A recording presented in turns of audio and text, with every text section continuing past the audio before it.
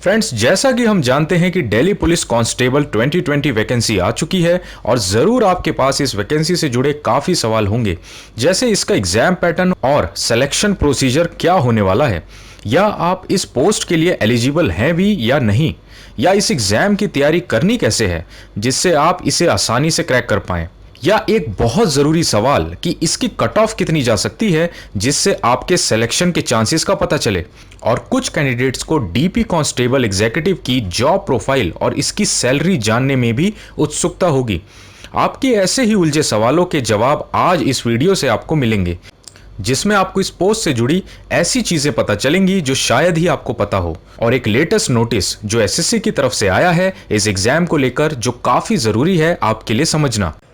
Hello friends, आप में से जो लोग मुझे नहीं जानते, मेरा नाम नीरो है। मैं काफ़ी सालों से गवर्नमेंट कॉम्पिटिटिव एग्जाम्स की प्रिपरेशन करवा रहा हूं। मेरे स्टूडेंट्स इनकम टैक्स डिपार्टमेंट जैसे काफ़ी गवर्नमेंट डिपार्टमेंट्स में पोस्टेड हैं।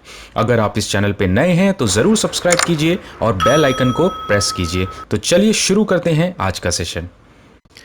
चलिए फ्रेंड्स, तो सबसे पहले देखते हैं इसके नोटिफिकेशन के बारे में। डीपी कांस्टेबल का ऑनलाइन फॉर्म जो 1 अगस्त से ओपन हुआ, जिसको सबमिट करने की लास्ट डेट 7 सितंबर तक की है। और अगर आपने अभी तक इस फॉर्म को नहीं फिल किया है तो ज़रूर कर लें, एसएससी की ऑफिशियल साइट ssc.nic.in पर जाकर।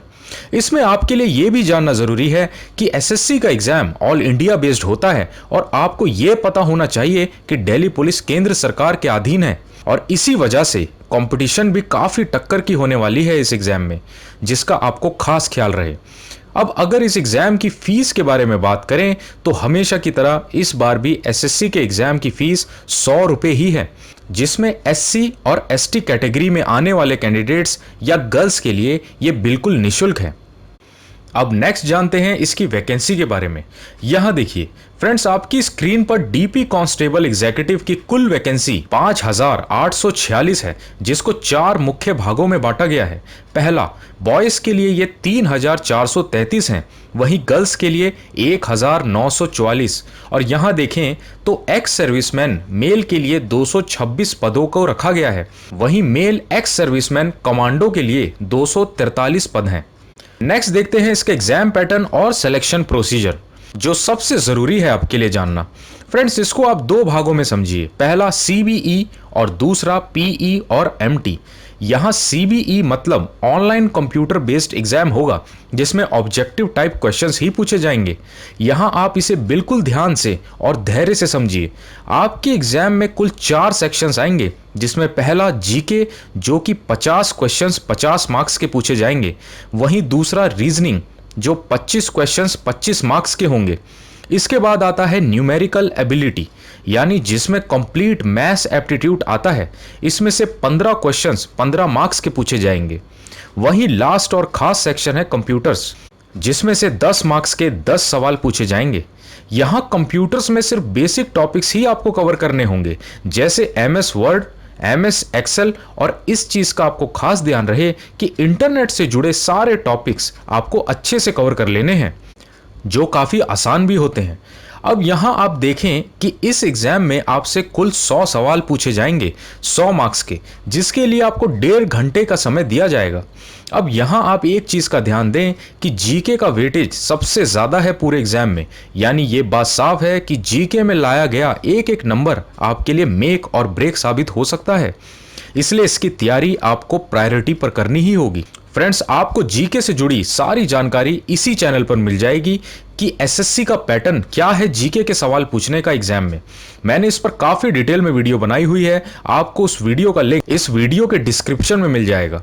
आप उसको जरूर एक बार देखें, आपको काफी हेल्प मिलेगी। और यही नहीं, रीजनिंग और मैथ्स के टॉपिक इस चैनल पर काफी अच्छे से कवर किए जाते हैं, वो भी जरूर आप एक बार देखें, आपको काफी हेल्प मिलेगी।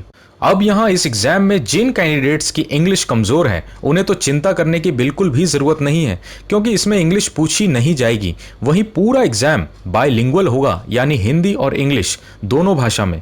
जो भी आपको कंफर्टेबल लगे वो आप चूज कर सकते हैं अपने अकॉर्डिंग। बस एक चीज़ का ध्यान रहे कि हर एक गलत सवाल पर आपके 1/4 यानी 0.25 मार्क्स कट कर दिए जाएंगे नेगेटिव मार्किंग के। अब फ्रेंड्स, आपको मैं ये भी बता देता हूं कि इस एग्जाम की कट ऑफ कितनी रहने वाली है। यहाँ देखिए, जीके में मान लीजिए कि 50% तक स्कोर काफ़ी स्टूडेंट्स कर लेंगे। वहीं रीजनिंग में 23 मार्क्स लाना कोई बड़ी बात नहीं होनी चाहिए, क्योंकि सबसे आसान यही सेक्शन होने वाला है आप लोगों के लिए। इसमें तो आप अगर पूरे 25 मार्क्स ला पाए तो इससे अच्छी बात कोई हो ही नहीं सकती। अब नीचे मैथ्स में 13 नंबर स्टूडेंट्स ला सकते हैं, क्योंकि ज़्यादा एडवांस्ड मैथ्स से इस पेपर में सवाल पूछे नहीं जाएंगे और ऑल इंडिया कंपटीशन है। अब तो करोड़ों बच्चे सरकारी नौकरी की तैयारी कर रहे हैं, कांटे की टक्कर होने वाली है। तो आप मान के चलिए कि मैथ्स में 13 और कंप्यूटर्स में 8 नंबर तो मिनिमम रिक्वायरमेंट आपके लिए होनी ही चाहिए अगर आपको फाइनली जॉब चाहिए तो।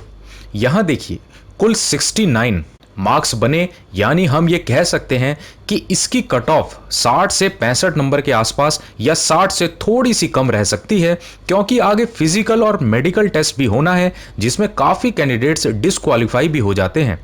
इसलिए वह ज़्यादा कैंडिडेट्स को शॉर्टलिस्ट कर सकते हैं।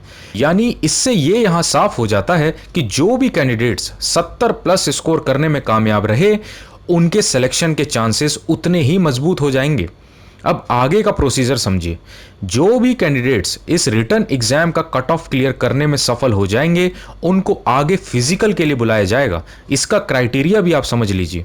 इसमें 1600 मीटर की रेस होगी, जिसमें बॉयज़ को 6 मिनट और गर्ल्स को 8 मिनट के अंदर कंप्लीट करनी होगी।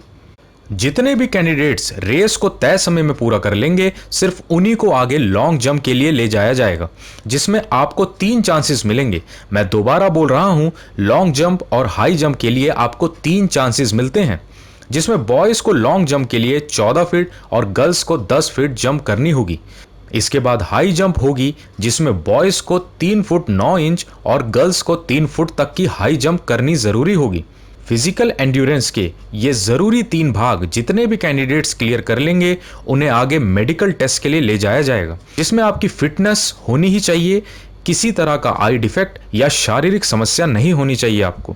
पर यहाँ सबसे ज़रूरी आपकी हाइट, जो बॉयज़ के लिए 170 सेंटीमीटर अनिवार्य है, जिसमें 5 सेंटीमीटर का रिलैक्सेशन एसटी कैटेगरी में आने वाले बॉयज़ को दिया जाएगा। वहीं गर्ल्स के लिए हाइट 157 सेंटीमीटर, जिसमें 2 सेंटीमीटर का रिलैक्सेशन एसटी कैटेगरी में आने वाली गर्ल्स को दिया जाएगा। अब यहाँ ध्यान देने वाली बात यह है कि ये दोनों पीई और एमटी क्वालिफाइंग नेचर के ही होंगे, यानी इनके कोई मार्क्स नहीं होंगे, पर इन्हें क्वालिफाई करना अनिवार्य होगा। एग्जाम की मेरिट तो सिर्फ रिटन एग्जाम के बेसिस पर ही बनाई जाएगी। अब नेक्स्ट आता है एग्जाम की ज़रूरी डेट्स। यहाँ देखिए, एडमिट कार्ड इस एग्जाम का एसएससी अक्टूबर में ही रिलीज कर देगी, जिसके एग्जाम 27 नवंबर से 14 दिसंबर तक ऑल इंडिया लेवल पर कंडक्ट करवाए जाएंगे। अब अगर एलिजिबिलिटी की बात करें तो सबसे पहले यहाँ एज का फैक्टर आपको देखना है कि सिर्फ 18 से 25 साल के युवा ही इसके फॉर्म भर सकते हैं। यहाँ इसे और ध्यान से समझिए, कैंडिडेट्स का जन्म 2 जुलाई 1995 से पहले का नहीं होना चाहिए और 1 जुलाई 2002 के बाद का नहीं होना चाहिए। बस इनके बीच अगर आपकी डेट ऑफ बर्थ है तो आप बिल्कुल योग्य हैं फॉर्म भरने के।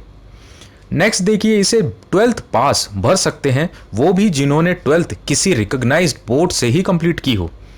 यहाँ अब सबसे ज़रूरी है कि आपके पास ड्राइविंग लाइसेंस आपका फिजिकल होने से पहले होना आपके पास ज़रूरी है।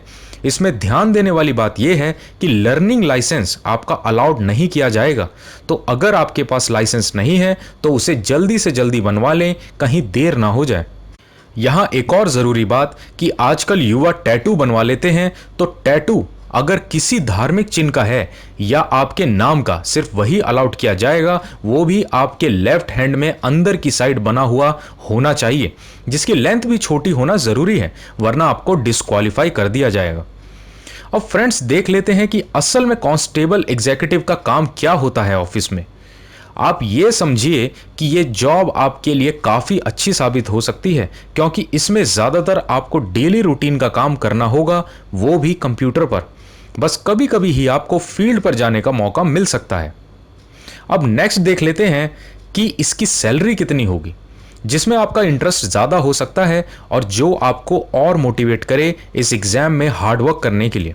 यहाँ देखिए, आपकी स्क्रीन पर मैट्रिक्स 3 ग्रेड पे 20,000 इसकी सैलरी होगी। आसान भाषा में समझा जाए तो आपके हाथ में हर महीने सारी कटौतियों के बाद 30,000 कम से कम बचेंगे ही, और ये एक ठीक ठाक सैलरी मानी जाती है इनिशियल स्टेज में। फ्रेंड्स, अब बात कर लेते हैं उस नोटिस के बारे में जो एसएससी ने रिसेंटली निकाला है इस एग्जाम को लेकर।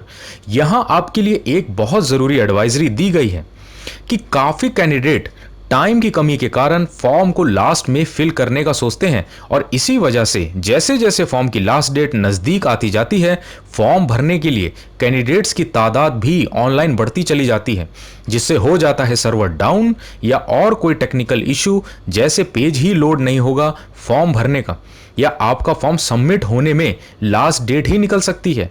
इसलिए इस चीज को ध्यान में रखते हुए आप जितनी जल्दी हो सके तय समय में यानी 7 सितंबर से पहले फॉर्म को जरूर भर दें। फ्रेंड्स, इसी के साथ होता है आज का ये सेशन कंप्लीट। अगर आपने अभी तक चैनल सब्सक्राइब नहीं किया है तो जरूर कर लें, क्योंकि आगे और भी आपको डीपी कांस्टेबल से जुड़ी काफी जरूरी जानकारी और आपके एग्जाम के लिए सिलेबस पर वीडियो आपको मिलेंगी। मैं आशा करता हूं आपको काफी महत्वपूर्ण जानकारी मिली होगी जो आपके बहुत काम आएगी। आप इस वीडियो को लाइक और शेयर करना ना भूलें और अपने व्यूज नीचे कमेंट्स में जरूर बताएं। अब हम मिलेंगे नेक्स्ट वीडियो में, तब तक के लिए गुड बाय।